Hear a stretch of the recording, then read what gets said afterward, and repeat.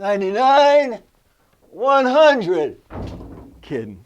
Anyway, guys, Jay and I here with Kirk Giordano Plastering. What we're going to do now is we finished doing all this beautiful work around all these pillars.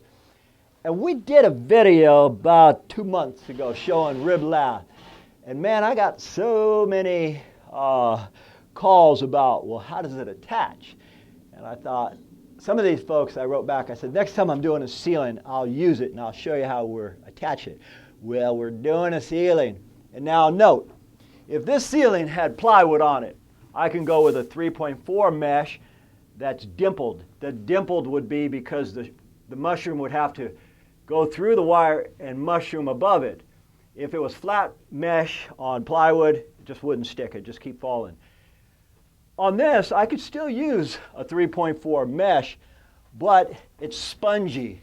It's real spongy. And right here I've got 2 feet. So that's a pretty big span. Now what they sell is Rib-Lath.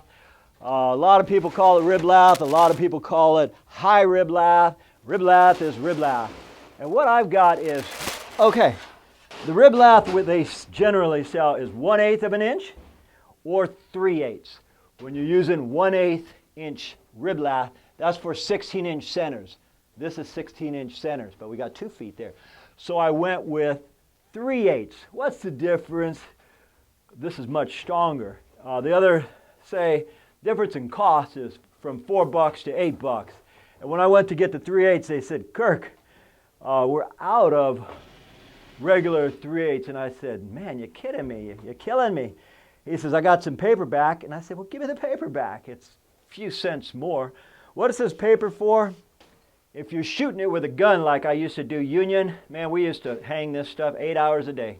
And when you're shooting it with a gun, it goes straight through it. Unless there's something to stop it, it'll just keep going. That's what the paper back, in this case, it's somewhat useless. But I was telling Jay, I'm going to go ahead and show you guys how to attach Rib-Lath. The main question I get asked, I got one guy who calls me like once every 6 months. For years, I keep telling him, dude, write it down. I'm going to stop telling you this stuff. It goes by, well, this is easy. The paper goes on the top. But the nipple, this right here, your nipple goes on the top. The V, you should be staring into a V. Now, what man can't remember that? Okay, so here's what we're going to do. We're going to start off, and this is a 2-man job, guys, but I think I can do it myself. We're going to start off square, true and plumb, hopefully. The first one goes there. Now I'm going to staple this off. Come on out of there. All right. Every few inches into the stud. I can see the stud. For the sake of where I have my expansion joint, I'm going to leave that loose. Okay. Now,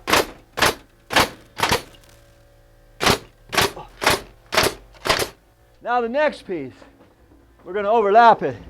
And the groove or the nipple goes into the other one. Let me attach this guy so I have it with me. Now, this is kind of tough, again, for one guy to do, but let me see if I can do it. We want to take our groove into this groove. So we take one of our nipples and we go into the channel. And if we can get it right, get it started, that's half the battle, guys. Okay, that one's in there. And this one's in. Half the battle. We do the same thing here. Same thing. And for that fellow who called me, I have a video that says, how to lath a wood house.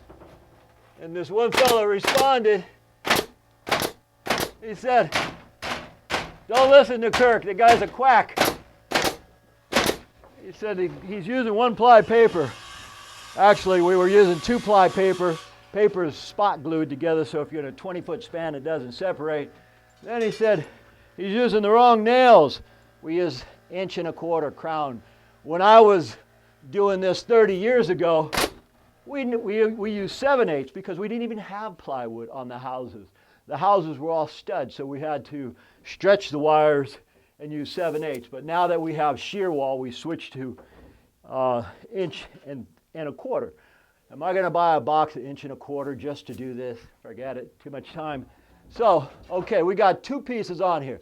This light, I'm going to remember where it is and cut it out. So again, until Jay comes up here and helps me with the other piece, I'm gonna slide another one into position.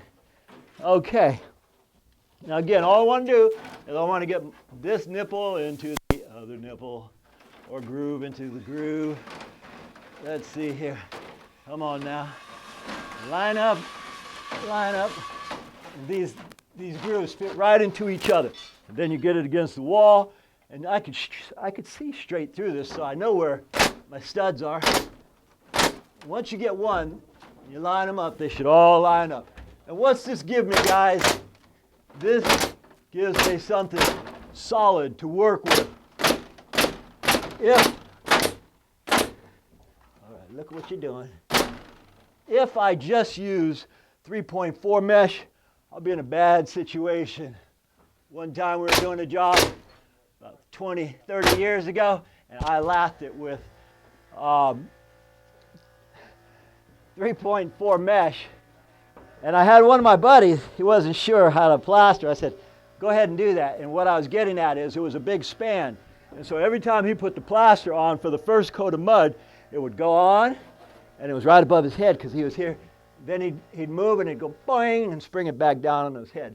This is rigid, so it's like shear wall. When I put my first coat on, it will adhere by mushrooming through the top, but more importantly, it gives me a solid structure to work with. Something I'd rather pay the extra bucks for the 3/8 than use any other material like the 1/8 because it's simply not as strong. Anyway, guys, that's my explanation of how to attach Rib-Lath. Jay's going to help me finish this, and then he's going to cut out these holes right here. We just take a pair of snips and notch it out, and we're going to be done and getting out of here. My name is Kirk. Jason on the camera. We thank you for watching. Hope you learned something. And as usual, we'll see you guys on the next one. Once again, folks, we thank you for watching, and I really enjoy all your comments. If you guys like this video, please click the like button down below, and also if you enjoy what we do, subscribe to our channel so we can keep making these videos for you. My name is Kirk. And Jay. We thank you for watching, and from the entire Giordano family, we'll see you on the next one.